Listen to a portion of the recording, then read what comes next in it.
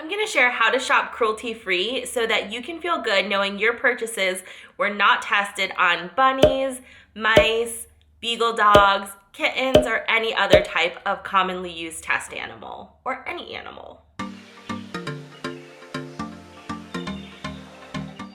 Hey guys! Back in 2014, I started shopping cruelty-free when I learned that it's common for makeup and skincare products to be tested on animals and not just test rats, although rats are highly intelligent and shouldn't be tested on, but also they're frequently tested on beagle dogs because they're docile, they are easily kept in cages, and they're not aggressive.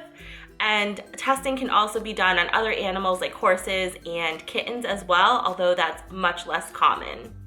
So knowing that any animal is being tested on when there are clear alternatives available, it was 2014 then, it's 2021 now. Obviously the technology, the science exists so that we no longer have to test ingredients and products on animals.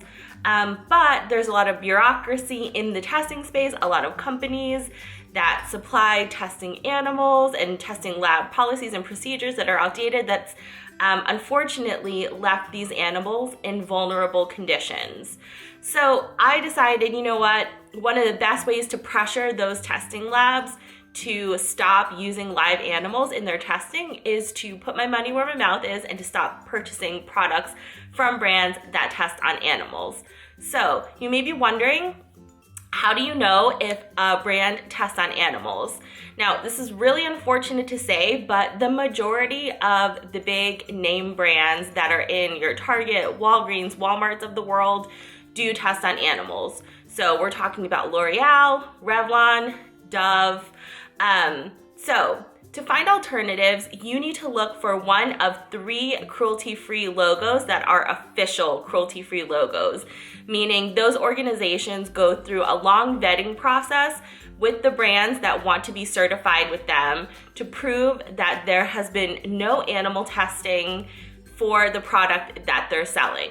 So for example, I know quite a lot about this because when I launched my company Beamco, last year, we actually went through the process. We chose to get certified with Cruelty Free International, which is the maker of the Leaping Bunny logo. So I'm not sure if you'll be able to see that there. Hopefully it shines in, but you can see right there, it's a little Leaping Bunny logo and it says no animal testing. So this is one of the logos. I'm gonna pop up on the screen the other logos as well.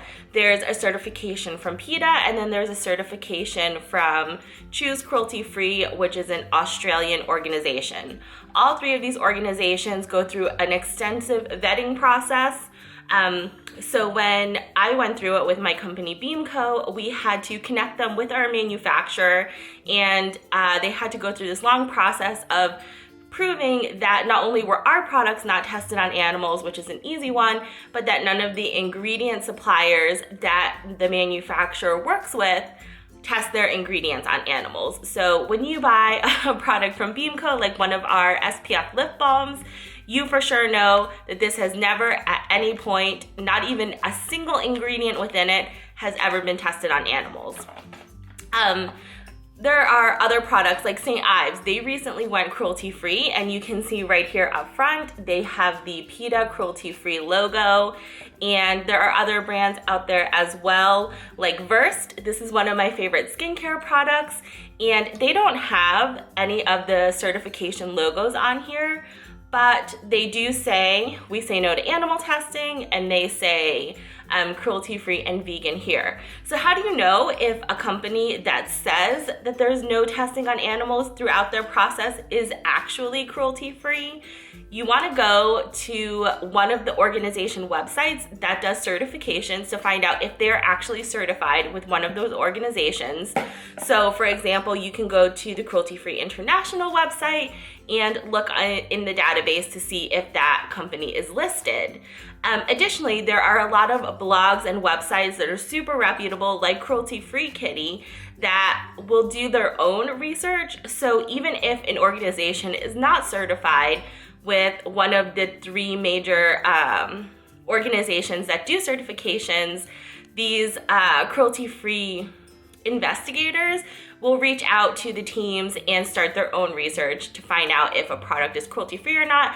And they also keep a big database, so you can just go on their site and search in a brand name, and it'll pull up if that organization has a testing policy, what that testing policy says, and if it is credible and real. Because the unfortunate thing is saying that a product is not tested on animals is actually not regulated by any government agency. So a company can say, we don't test on animals, and actually still test on animals.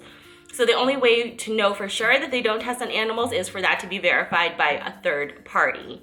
So as an unfortunate example, Fenty Beauty is one of the brands that says that they do not test on animals, but they are not certified by any of the organizations.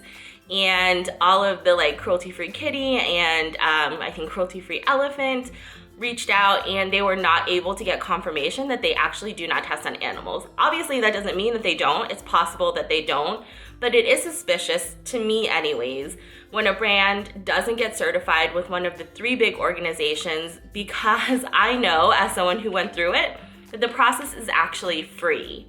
So you can get certified by any of the 3 organizations, and it will cost you $0 as a brand.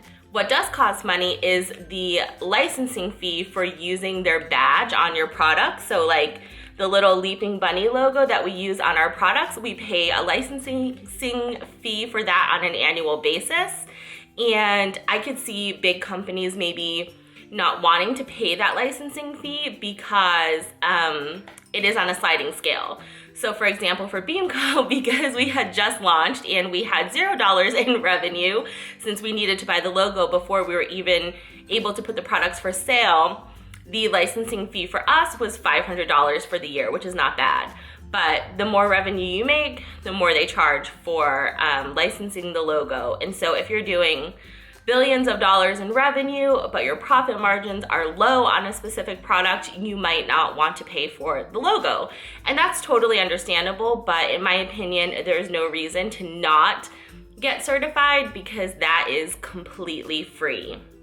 So if you're at a store and for whatever reason you can't get the database to load for Cruelty Free Kitty and you can't get on one of the certification sites, you can also just go onto Google and type in is blank cruelty free, and Google is really good about surfacing the answer for you. So for example, I was at Target and I wanted to know if Versed was actually cruelty free or not.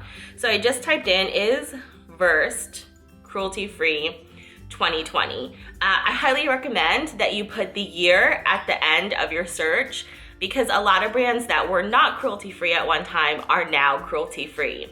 So when I searched for that, it came up and it said, yes, Versed is vegan and cruelty free. So then I could click to read more about the policy on their website. One thing to note as well is that a lot of brands there's this loophole. So they can say in their policies that they are cruelty free and they don't test on animals except where applicable by law or except where required by law. And what this means is that they sell in mainland China, and mainland China requires that brands agree to allow to have their products tested on animals. This is a government regulation that's actually changing right now. So there's 2 types of testing that China requires. One is pre-market testing and one is post-market testing. And I believe it's the pre-market testing version that is currently being done away with this year, I think actually this month. So that means brands that test in China no longer have to agree to pre-market testing, but unfortunately they're still agreeing to post-market testing, which means a inspector, or whatever you want to call the person, can walk into China's equivalent of a Target, if Versed sold in mainland China, pull the Versed product off the shelf and test it on a bunny or a beagle or any type of animal that they use in their lab. So it's also important if you Google to not just Google is blank cruelty free, but also does blank sell in mainland China. And if the answer is yes, then you know that they're not actually cruelty free because they have agreed to, and have paid to allow for post-market testing on their products. There's no guarantee that their product will be tested in that post-market testing, but they have agreed to allow it, which means that, in my opinion, they're not actually cruelty-free. So at the beginning of this video, I said that there are unfortunately a lot of brands that all of us buy on an everyday basis that we don't even realize still test on animals or allow for testing on animals. So I'm just gonna read you off a list of brands that we're still testing in 2020.